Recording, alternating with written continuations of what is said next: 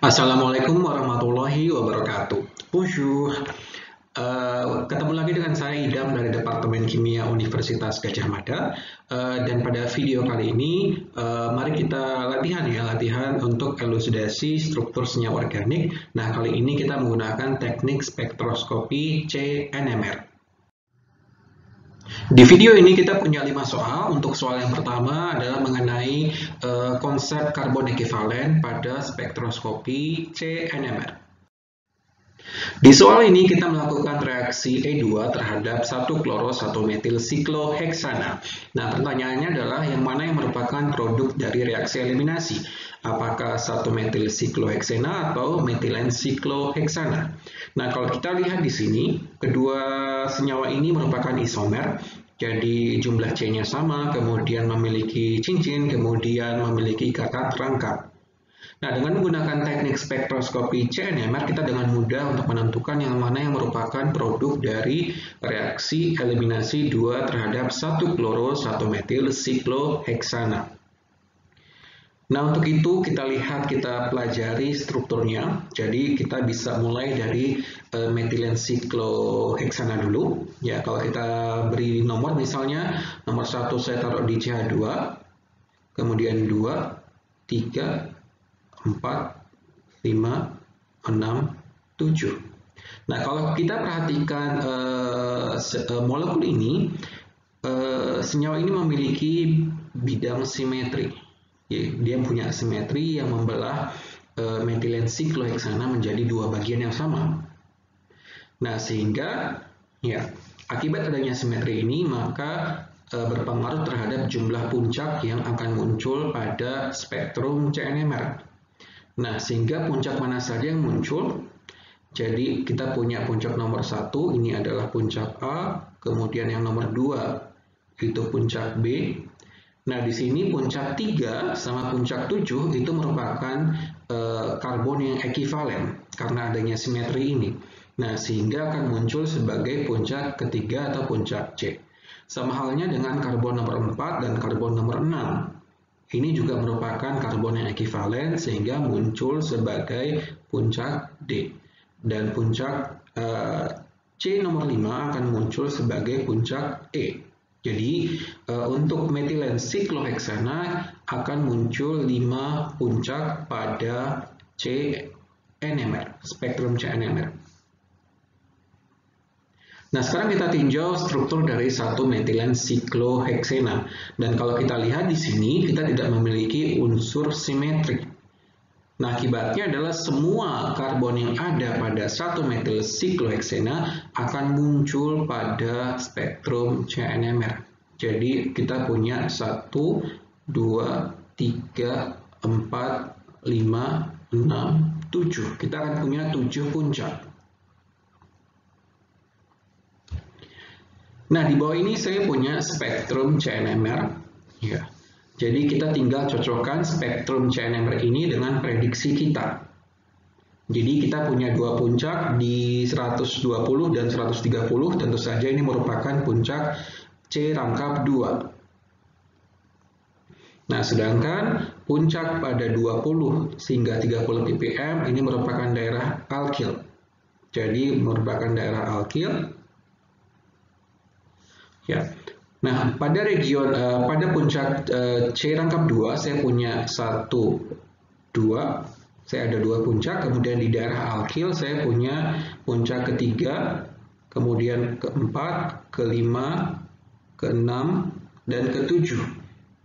Nah, sehingga dari sini ya kita bisa ketahui bahwa ada 7 karbon yang tidak ekivalen.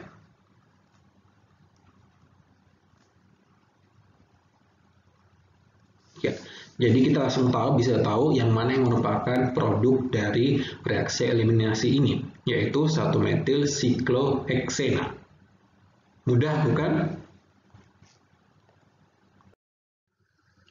Jadi berdasarkan jumlah puncak karbon yang tidak ekivalen pada spektrum CNMR, maka produk reaksi eliminasi 2 terhadap 1-kloro-1-metil sikloheksana adalah 1-metil sikloheksana. Dengan demikian, semua teka-teki telah terpecahkan. Di soal selanjutnya, kita akan melakukan elusidasi struktur senyawa organik dengan menggunakan aturan 13, kemudian IHD dan juga spektrum CNMR dengan menggunakan mode spin decoupled dan juga mode proton coupled. Sebelum kita latihan untuk soal nomor 2, ada baiknya kalau kita berkenalan terlebih dahulu dengan mode pada CNMR. Dalam hal ini ada 3 mode. Yang pertama adalah proton coupled, kemudian spin decoupled, yang ketiga adalah depth. Kita bahas dulu yang nomor 1 dan nomor 2. Nah, kalau proton coupled, kalau kita lihat dari namanya, artinya adalah tercoupling oleh proton.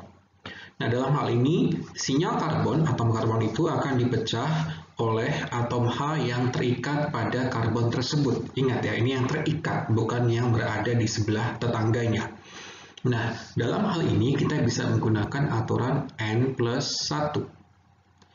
Nah, sebagai contoh di sini, kalau saya memiliki puncak atau karbon CH3, di situ saya memiliki 3 atom H. Nah, kalau kita masukkan ke rumus N+1, maka 3 ditambah 1 sama dengan 4. Maka nantinya saya akan memiliki puncak kuartet. Nah, kemudian kalau saya punya CH2, maka nanti akan muncul sebagai triplet. Kemudian kalau saya punya CH akan muncul sebagai duplet. Kalau saya punya C kuartener akan muncul sebagai puncak singlet. Nah, kelebihan dari proton coupled ini, jadi kita bisa membedakan mana karbon yang CH3, mana yang karbon CH2, mana karbon yang CH, maupun mana yang karbon C kuartener. Tetapi kelemahannya adalah sebuah puncaknya akan muncul. Jadi akan muncul sebagai puncak yang kompleks. Jadi kalau kita lihat di sini, ini merupakan CNMR dari senyawa camphor. Jadi camphor yang biasa kita gunakan di lemari, strukturnya seperti ini. Kemudian kalau kita menggunakan mode proton coupled akan menghasilkan puncak yang kompleks seperti yang kita lihat ini. Nah, bagaimana kita bisa menyederhanakan ini? Karena kalau kompleks seperti ini akan susah kalau kita melakukan elusidasi struktur. Nah, cara menyederhanakannya adalah kita menggunakan metode spin decoupled.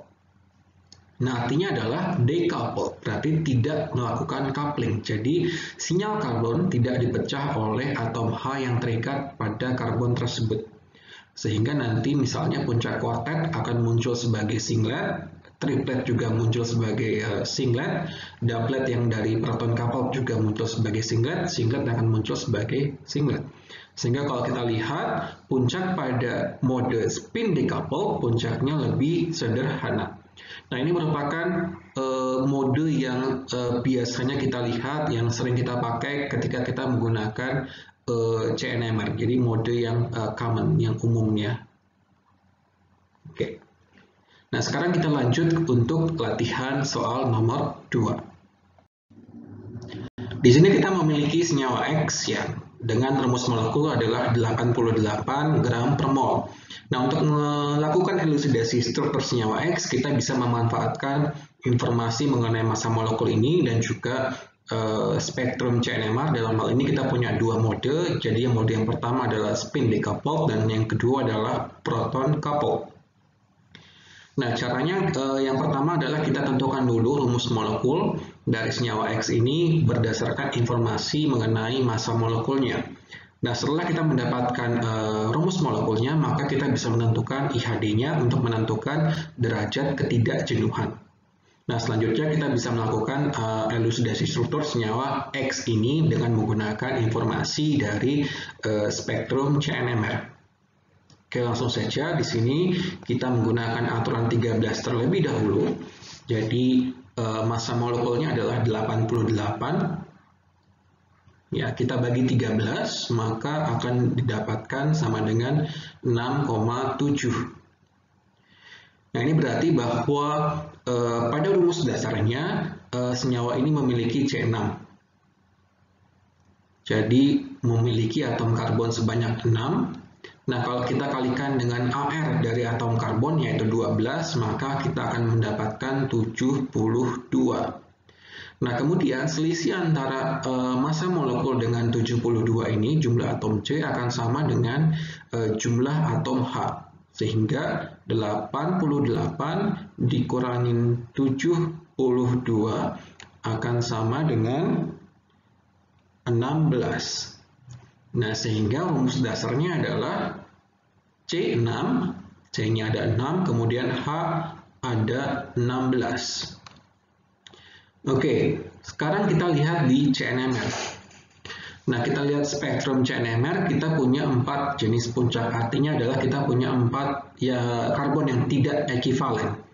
Nah, sehingga ya kalau kita lihat puncak pada 174 itu merupakan daerah khas dari gugus karbonil. Gugus karbonil yang mana? Jadi kita punya 3 kemungkinan. Kemungkinan yang pertama adalah ester.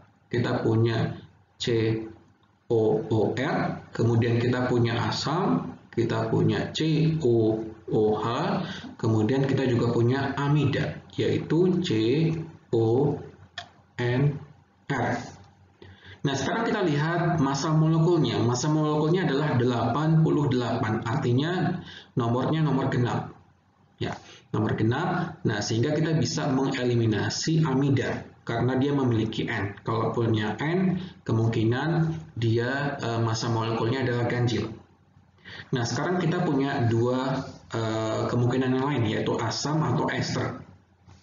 Nah, sekarang kita lihat puncak pada 52 ppm. Ini merupakan puncak atom C yang berdekatan dengan gugus elektronegatif. Dalam hal ini adalah COO ini. Nah, sehingga kita bisa mengeliminasi asam karboksilat. Nah, kemungkinan ya kita memiliki gugus ester pada senyawa X ini. Nah, karena kita memiliki gugus ester, nah berarti kita punya 2 oksigen. Nah, kita punya 2 oksigen. Nah, informasi ini kita masukkan ke sini,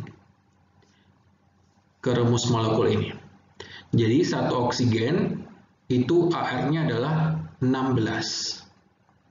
Nah, 16 ini setara dengan CH4. Nah, sehingga untuk memasukkan 1 oksigen, maka kita harus mengurangi CH4 dari rumus dasarnya. Jadi kita kurangin CH4 dari rumus dasarnya, CH4 kita kurangin, kita dapatkan adalah C5H12, jangan lupa ditambah oksigennya. Nah, untuk menambahkan oksigen yang kedua, caranya sama, kita kurangin CH4. Jadi kita kurangin CH4, dapatnya adalah C4H8O2. Jadi ini merupakan rumus molekul dari senyawa X. Nah, ketika kita sudah mendapatkan rumus molekulnya, kita bisa menentukan IHD-nya. Nah, sehingga rumus IHD apa? Jadi IHD sama dengan 2C plus 2 ditambah N, kemudian dikurangi jumlah atom H, dikurangi jumlah atom X halida. Kemudian kita bagi 2. Sama dengan 2 dikali 4 ditambah 2, kemudian ditambah 0, kita tidak punya N, kemudian kita kurangin 8 dikurangin 0, kemudian kita bagi 2. Hasilnya adalah 2 dibagi 2 sama dengan 1. Jadi nilai IHD-nya adalah 1. Artinya adalah kita punya ikatan rangkap. Dan ini sesuai dengan CNMR, yaitu kita punya ester di sini. Nah, selanjutnya kita tinggal melakukan analisis dari masing-masing puncak pada CNMR, kemudian kita satukan kepingan puzzle-nya menjadi struktur senyawa X. Oke, kita sudah tahu bahwa puncak pada 174 itu merupakan CO ester. Oke, kita punya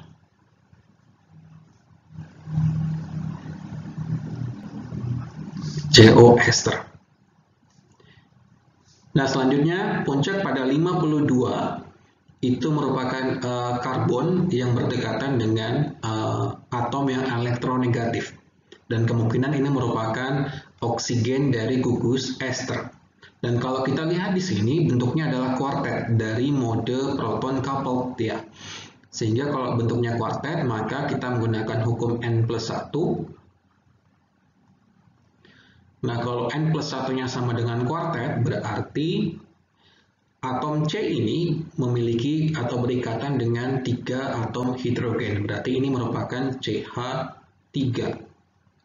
CH3 yang seperti apa? CH3 yang berdekatan dengan atom oksigen.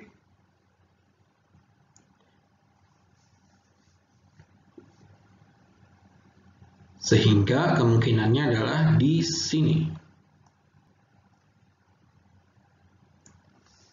Nah, selanjutnya adalah puncak pada 27.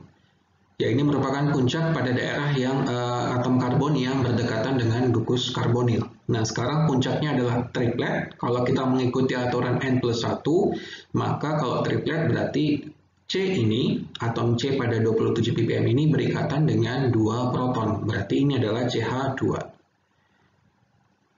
CH2 yang bersebelahan dengan gugus karbonil. Sehingga kemungkinan ini ada CH2 di sini.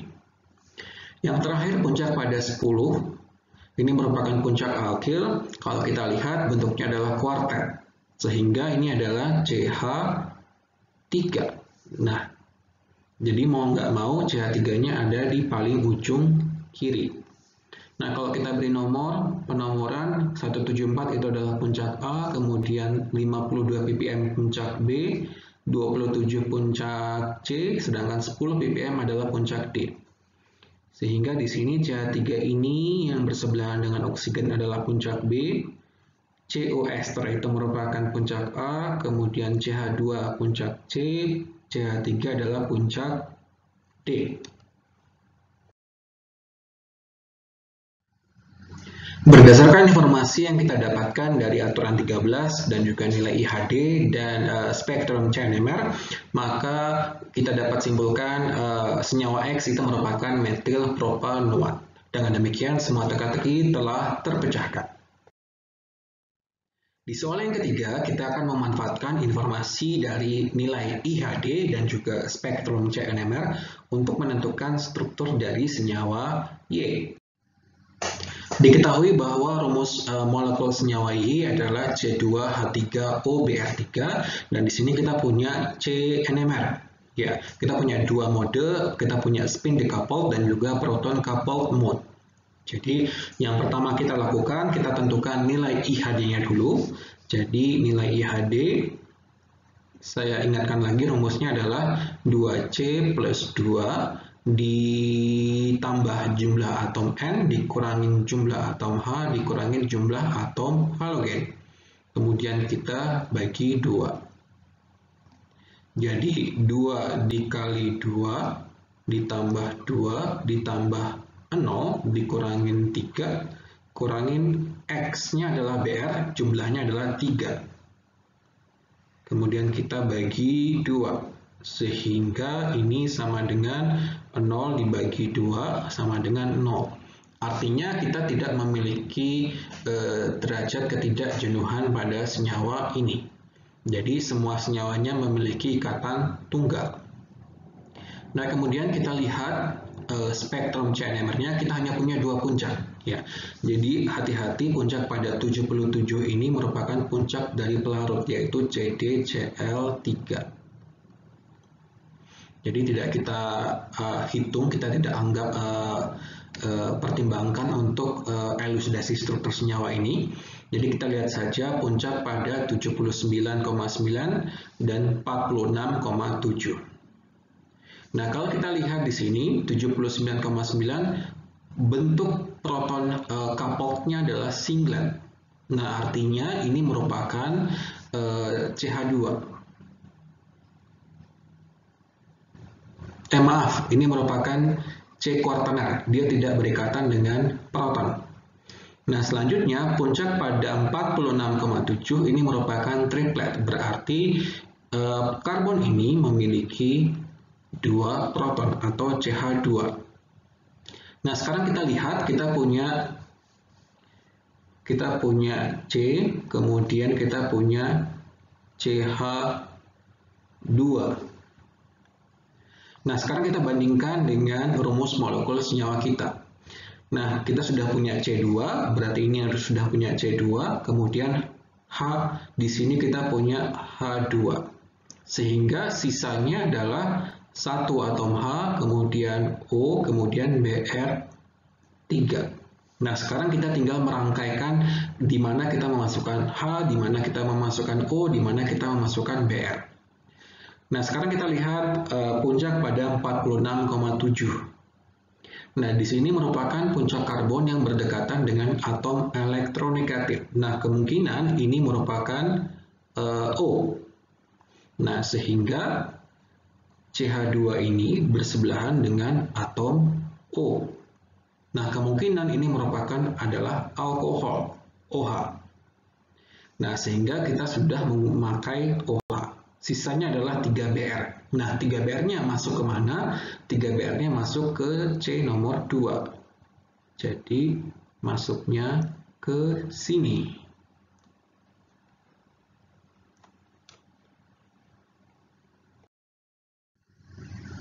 Setelah kita menentukan nilai IHD dan juga menganalisis spektrum CNMR, maka dapat kita simpulkan bahwa senyawa Y adalah 2,2,2 tribromo etanol. Dengan demikian, semua teka-teki telah terpecahkan. Di latihan sebelumnya, kita telah mengenal dan menggunakan dua mode dari CNMR, yaitu adalah spin decoupled dan juga proton coupled, untuk melakukan elusidasi struktur senyawa organik. Nah, sekarang kita akan coba latihan menggunakan mode yang ketiga, yaitu adalah mode DEP. Apa itu DEP? DEP itu merupakan salah satu mode pada CNMR. DEP merupakan singkatan dari Distortionless Enhancements by Polarization Transfer. Jadi sama seperti mode yang pertama yaitu proton coupled, DEP juga bisa membedakan mana karbon CH3, mana karbon CH2, CH dan C kuartener ya. Nah, kalau kita lihat di sini kita punya 4 spektra CNMR. Jadi yang paling atas itu merupakan mode 2 yaitu adalah spin decoupled. Ya, kemudian yang 3 spektra yang ada di bawah itu merupakan mode DEP. Nah, dalam hal ini DEP ada 3 jenis. Yang pertama adalah DEP 45, yang kedua adalah DEP 90, dan yang ketiga adalah DEP 135. Dan dengan menggunakan informasi dari ketiga DEP ini, kita bisa membedakan mana yang CH, mana yang C kuartener, mana yang CH2, dan mana yang CH3. Nah, kita lihat di sini kalau DEP 45, ya, puncak CH, kemudian CH2 dan CH3 itu bernilai positif, artinya adalah mengarah ke atas. Sedangkan C kuartener tidak muncul pada DEP 45. Kemudian pada DEP 90 yang muncul adalah CH dan itu bernilai positif. Sedangkan pada DEP 135, CH bernilai positif, CH3 juga bernilai positif, kemudian CH2 bernilai positif. Nah, dengan menggunakan ketiga DEP ini, ya, kita bisa membedakan mana yang keempat dari jenis karbon ini. Yang paling gampang adalah CH2. Kalau CH2 kita lihat pada DEP 135, nanti arahnya adalah ke bawah atau negatif. Nah, kemudian C kuartener. Nah, C kuartener ini tidak muncul di semua DEP, jadi kita bisa membandingkan antara C spin decoupled kemudian dengan DEP. Kalau misalnya di spin decoupled muncul puncak, sedangkan di DEP tidak muncul puncak, maka puncak itu merupakan C kuartener. Nah, kemudian ya untuk membedakan CH dengan CH3, ya kalau CH itu muncul di 135 dan 90, sedangkan kalau CH3 hanya muncul di 135. Dan biasanya kita cukup menggunakan DEP 90 sama DEP 135, itu sudah cukup untuk menentukan jenis dari atom karbon. Di sini saya memiliki senyawa Z dengan rumus molekul C5H8O. Nah, kita juga punya spektrum FTIR, kemudian HNMR, kemudian CNMR. Ya. Semakin banyak informasi yang kita bisa peroleh, maka semakin mudah kita melakukan elusidasi struktur senyawa organik. Ya. Nah, yang pertama kita lakukan seperti biasa, kita bisa tentukan IHD terlebih dahulu. Ya. Jadi IHD untuk senyawa ini sama dengan 2 dikali 5 ditambah 2 ditambah 0 dikurang 8, maaf, kemudian dikurangin 0. kemudian kita bagi 2, maka nanti hasilnya 10, 12 dikurangi 8, 4. Berarti 4 dibagi 2 sama dengan 2. Nah, artinya adalah kita mungkin memiliki 2 ikatan rangkap, atau kita memiliki 2 siklik, atau 1 rangkap, 1 siklik. Nah, kemudian kita lihat FTIR-nya. Nah, kalau kita lihat FTIR, saya punya serapan khas di 1700. Artinya adalah saya memiliki gugus karbonil. Ya. Karbonil kemungkinan di sini adalah apakah itu karbonil ester ataukah karbonil keton. Ada 2 kemungkinan. Ya. Jadi, kalau kita lihat rumus molekulnya, kita hanya punya 1 atom O, sehingga ini merupakan senyawa keton kalau kita lihat dari FTIR. Nah, untuk mengkonfirmasi, maka kita bisa konfirmasi jenis dari gugus karbonil ini dengan melihat serapan pada CNMR. Dan kalau kita lihat di sini, serapannya adalah pada 210, dan ini merupakan daerah khas dari keton. Nah, sehingga senyawa ini adalah senyawa keton. Ini adalah informasi yang pertama.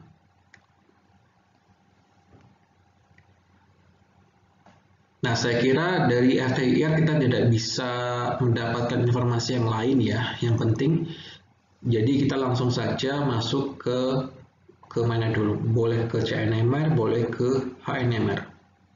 Oke, kita ke CNMR dulu saja. Jadi kalau kita lihat di CNMR, kita hanya punya puncak sebanyak 3. Nah, artinya adalah kita punya 3 karbon yang tidak ekivalen. Nah, sedangkan senyawa kita punya C sebanyak 5. Nah, sehingga kemungkinan ya ada karbon yang ekivalen. Ya.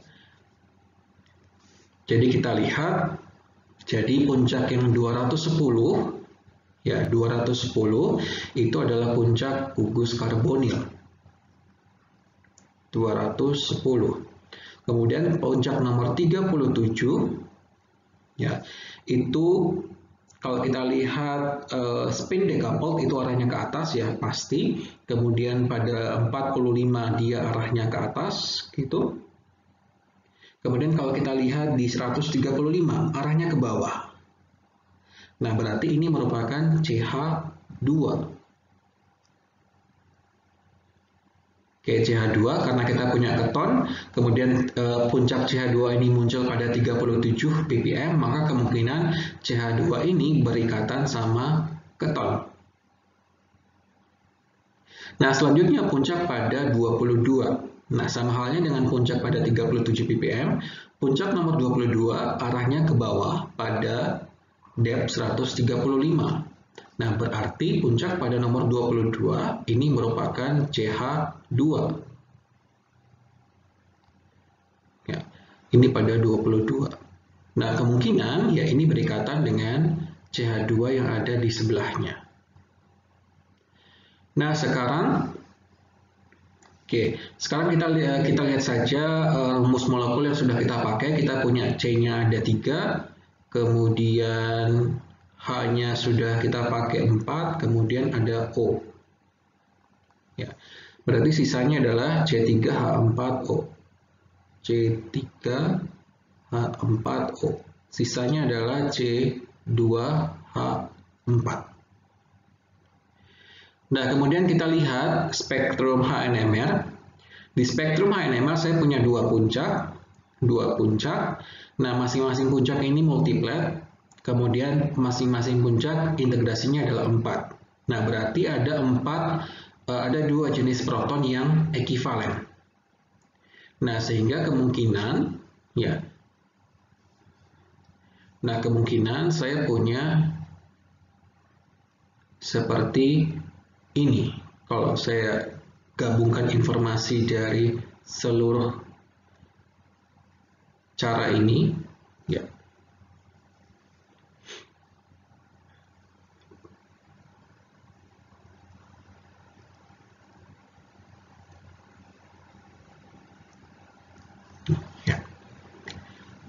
Jadi saya punya keton di sebelah kanannya, saya punya CH2, ini setara dengan 4.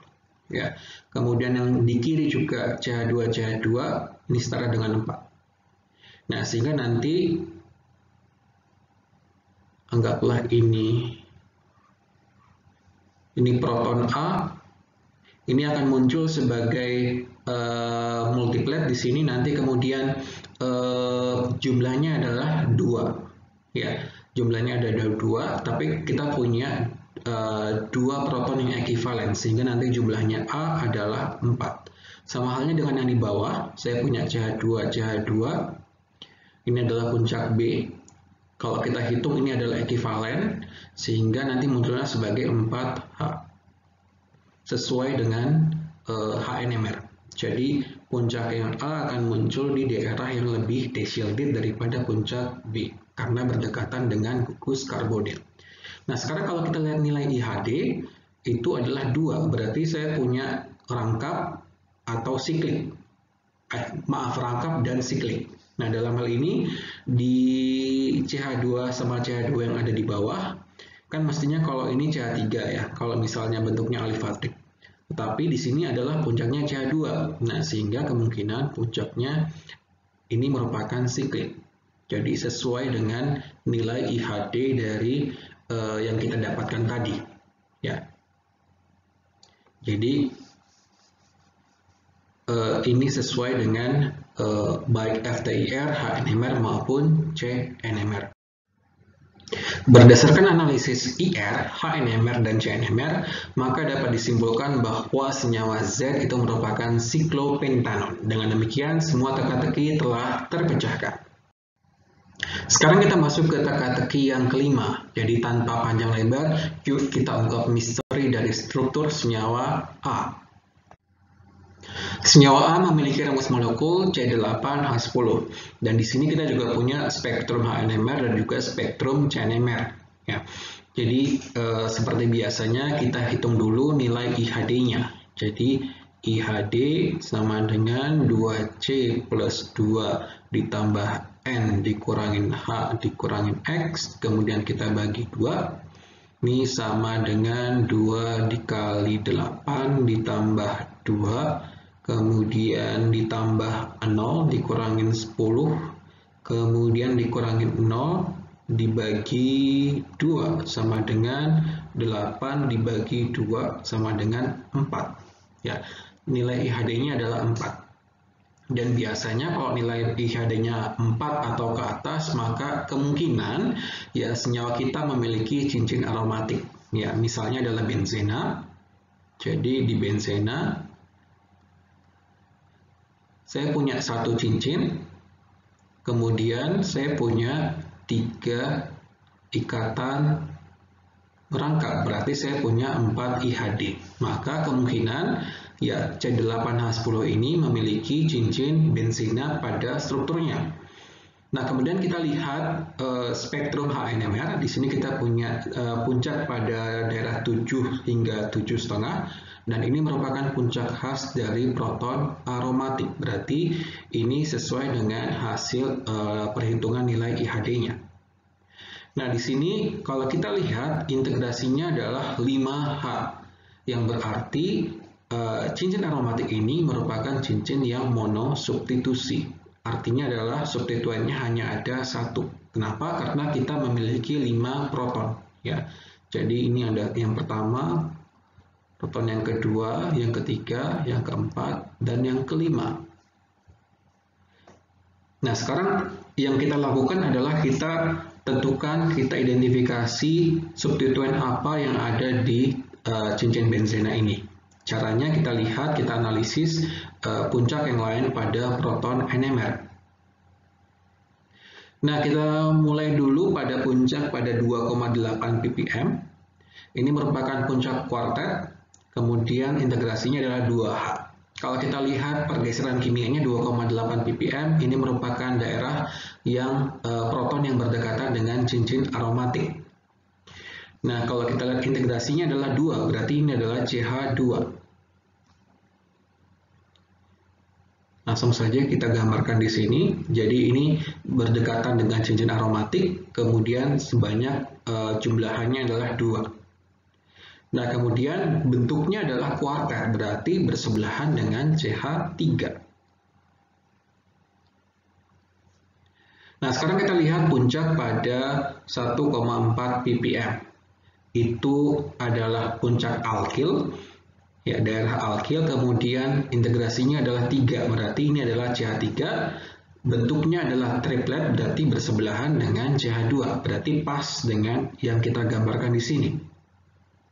Ya, kemudian untuk lebih meyakinkan lagi, kita bisa melihat puncak pada CNMR. Nah, kalau kita lihat di sini, ya, jadi saya punya puncak di daerah 125 hingga 144 itu merupakan puncak pada aromatik. Ya.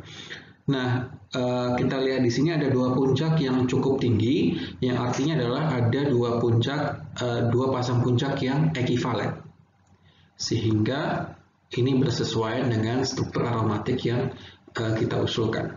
Nah, kemudian kita lihat lagi puncak 28. Itu kalau kita lihat depth 135-nya arahnya adalah ke bawah. Arahnya adalah ke bawah, kemudian sehingga ini merupakan CH2. Sedangkan yang 15 ppm arahnya ke atas. Arahnya ke atas, kemudian depth 45 juga arahnya ke atas. Ya. Nah, sehingga ini merupakan puncak dari CH3. Dan ini sesuai dengan yang kita gambarkan di sini. Berdasarkan analisis HNMR dan CNMR, maka dapat disimpulkan bahwa senyawa A itu merupakan etil benzena. Dengan demikian, semua teka-teki telah terpecahkan. Sekian latihan elusidasi struktur senyawa organik menggunakan spektroskopi CNMR. Pesan dari saya, jika ingin menguasai elusidasi struktur senyawa organik, kata kuncinya adalah 3. Yang pertama adalah latihan, kedua adalah latihan, dan ketiga adalah latihan. Jadi semoga video ini bermanfaat. Bung Courage. Assalamualaikum warahmatullahi wabarakatuh.